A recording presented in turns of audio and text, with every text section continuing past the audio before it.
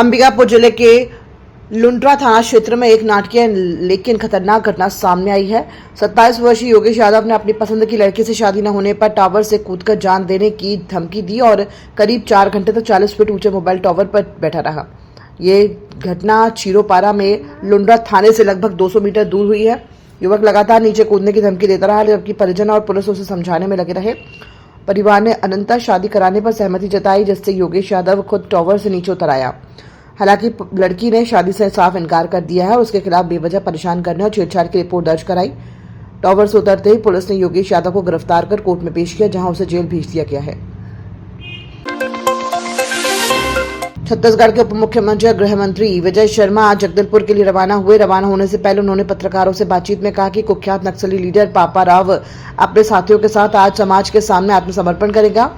उसके साथ ही 8 AK-47 और अन्य हथियारों के साथ उनके पुनर्वास की प्रक्रिया भी होगी। विजय शर्मा ने बताया कि सरकार ने 31 मार्च तक पूरे छत्तीसगढ़ से नक्सलवाद समाप्त करने का लक्ष्य तय किया है। उन्होंने कहा कि अब केवल 30-35 छिटपुट नक्सली ही बचे हैं, जिनका भी जल्द पुनर्वास किया जाएगा। हालांकि बड़े नक्सली लीडर गणपति और मिशीर अभी सामने नहीं आए हैं। गृह मंत्री ने चेतावनी देते हुए कहा कि 31 मार्च की रात कोई हैप्पी न्यू ईयर नहीं है, इसके बाद भी सतर्कता जरूरी रहेगी। बस्तर की जनता के मनोभाव के अनुरूप सबसे प्रथम जो इस विषय पर है वो बस्तर की जनता है। बस्तर की जनता ने सोचा कि पुनर्वास इसमें नक्सलिज्म समाप्त होना चाहिए, उस आधार पर तय हुआ है। माननीय केंद्रीय गृह मंत्री जी ने अगस्त 2024 में इस बात का प्रण किया था कि 31 मार्च 2026 तक सशस्त्र नक्सलिज्म समाप्त होना चाहिए, और उसके बाद माननीय मुख्यमंत्री जी विष्णुदेव साय जी ने भी हम सबका मार्गदर्शन किया। अभी हम लोग ये देखते हैं कि समूचा बस्तर शांत हो चुका है। खबरधा, खैरागढ़, मानपुर मोहला, राजनांदगांव, गरियाबंद, महासमुंद और धमतरी, इन जिलों में भी नक्सलवाद का प्रभाव था, वह भी समाप्त हो चुका है। जो थोड़ा सा क्षेत्र बचा है वह भी समाप्त हो जाएगा। ये आर्म्ड फोर्सेस हमारे जवानों की भुजाओं की ताकत पर है और सरकार की बहुत सारी योजनाओं के आधार पर है। अब ये सब कुछ हो गया है, इसमें अब ये सोचना कि 31 मार्च 2026 की रात को क्या होगा, हैप्पी न्यू ईयर नहीं है भाई। मैं सोचता हूँ कि सबको समझना चाहिए इस बात को। अरे भैया, एहतियात तो उसके बाद भी बरतना है आपको, उसके बाद भी आपको ध्यान रखना है। पूरा चीज़ एक एक डॉक्यूमेंटेशन करके, फाइलिंग करके, मैपिंग करके एक एक व्यक्ति को वापस ले आने का काम। 3000 पुनर्वास हुए हैं 2 सालों में, 2000 लगभग गिरफ्तार हुए हैं 2 सालों में। इतनी बड़ी कार्रवाई हुई, 550 न्यूट्रलाइज हुए, और उसके बाद ये 7,500-8 हज़ार का नक्सल संगठन समाप्त हुआ है। तो ये कम बात है। अब इस पर कोई ये कहे कि 31 मार्च की रात को क्या करेंगे, तो उनके मन में कोई हैप्पी न्यू ईयर है, मुझे लगता है। आज पुनर्वास है। DKSZC स्तर का कोई अंतिम नक्सली कमांडर जो बस्तर में सक्रिय है, उसका आज पुनर्वास है अपनी पूरी टीम के साथ। 8 AK-47 हैं और दूसरे हथियार भी हैं। सारे ही चीज़ों के साथ आज पुनर्वास ये हो जाएगा, तो पश्चिम बस्तर डिवीज़न पूरी तरीके से क्लियर हो जाएगा। 30 एरिया कमेटीज़ में से हमारी 26 पहले क्लियर थी, अभी 2 एरिया कमेटीज़ और क्लियर हो जाएंगी। एक ट्राई जंक्शन है नारायणपुर, कांकेर और गढ़चिरौली का, उस ट्राई जंक्शन में थोड़ा हमको काम करना शेष है, और दक्षिण बस्तर का एक छोटा क्षेत्र है जिस पर काम करना शेष है। बाकी शेष समूचा बस्तर, समूचा छत्तीसगढ़ लाल आतंक से मुक्त हो चुका है, और नियत समय 31 मार्च 2026 तक सशस्त्र नक्सलिज्म समूचे छत्तीसगढ़ से समाप्त हो जाएगा। छत्तीसगढ़ सरकार ने अफीम की अवैध खेती को लेकर सख्ती बढ़ा दी है। मुख्यमंत्री विष्णुदेव साय ने स्पष्ट किया है कि प्रदेश में कहीं भी अफीम की खेती बर्दाश्त नहीं की जाएगी और दोषियों पर कड़ी कार्रवाई की जाएगी। उन्होंने बताया कि दुर्ग जिले में अफीम की खेती का मामला सामने आने के बाद सभी कलेक्टरों को अपने अपने जिलों में सर्वे और जांच के निर्देश दिए गए थे। इसके परिणाम स्वरूप प्रदेश के अन्य इलाकों में भी अवैध खेती की पहचान हुई है। मुख्यमंत्री ने कहा कि पुलिस और प्रशासन मौके पर पहुंचकर कार्रवाई कर रहे हैं और किसी भी तरह की ढिलाई बर्दाश्त नहीं की जाएगी, चाहे कोई कितना भी रसूखदार क्यों ना हो। कानून के तहत सख्त कार्रवाई होगी। साय ने दोहराया कि जहां जहां अफीम की खेती मिल रही है वहां सख्ती से कार्रवाई की जा रही है और कोई भी बख्शा नहीं जाएगा। जी बिल्कुल, जब दुर्ग में अफीम की खेती की बात सामने आई थी तो उसी समय सारे कलेक्टरों को निर्देशित किया गया था कि सभी अपने अपने ज़िलों में सर्वे करवा लें, जांच कर लें, कहीं अफीम की खेती तो नहीं है।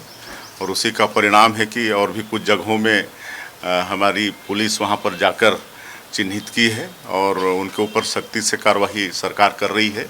और कोई भी मतलब कितनों भी बड़े रसूखदार होंगे, सरकार सख्ती से उनके ऊपर कार्रवाई करेगी।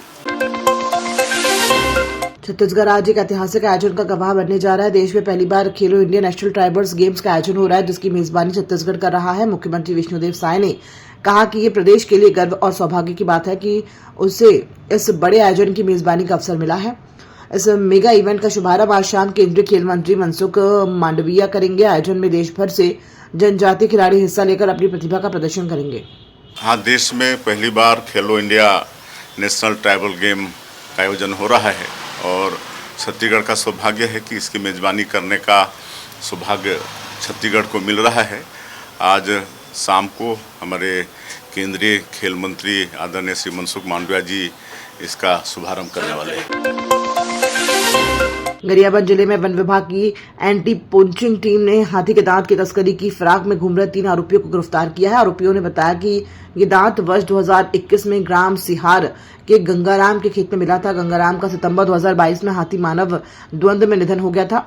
आरोपी पद्मन ने इस दांत को पिछले 4 वर्षों से अपने घर की दीवार में छिपाकर रखा था। इससे पहले ये दांत ग्राम कठवा के सुखचंद के पास था। मामले का तीसरा आरोपी पुष्पुराम इस वर्ष दड़ई पानी में हुए सांभर शिकार मामले में आरोपी था। फिलहाल जमानत पर था। जबरदस्त कार्रवाई के तहत जब्त हाथी दांत के सैंपल को डीएनए मैचिंग के लिए भारतीय वन्यजीव संस्थान देहरादून भेजा जा रहा है। इसमें ये ग्राम सिहार जो मैनपुर में पड़ता है, वहाँ पर हमें गोपनीय सूचना मिली थी कि किसी व्यक्ति के पास जो हाथी दांत रखा हुआ है। तो उस गोपनीय सूचना के आधार पर जब हमने आरोपियों को पकड़ा तो 3 आरोपी उसमें जो है पकड़ में आए हैं, ग्राम सिहार और ग्राम कुल्हाड़ी घाट से। और उनके द्वारा बताया गया है कि जो हाथी दांत है वो लगभग 5 वर्ष पूर्व जो है एक मृतक गंगाराम है, उनको वहाँ खेत में मिला था, जो कि संदिग्ध लग रहा है क्योंकि ऐसे खेत में पड़ा नहीं मिल सकता है दांत। तो उसकी विवेचना भी की जा रही है और 3 आरोपियों को इसमें जो है एंटी पोचिंग टीम ने हमारे पकड़ के जो है गिरफ्तार किया है।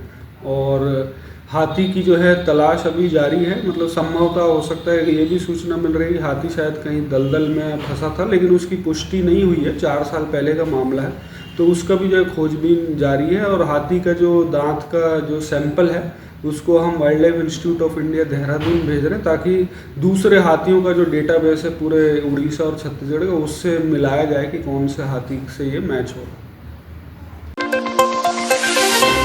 सुप्रीम कोर्ट के हालिया ऐतिहासिक फैसले के बाद जनजातीय सुरक्षा मंच के राष्ट्रीय संयोजक और पूर्व मंत्री गणेश राम भगत ने इसे सराहा।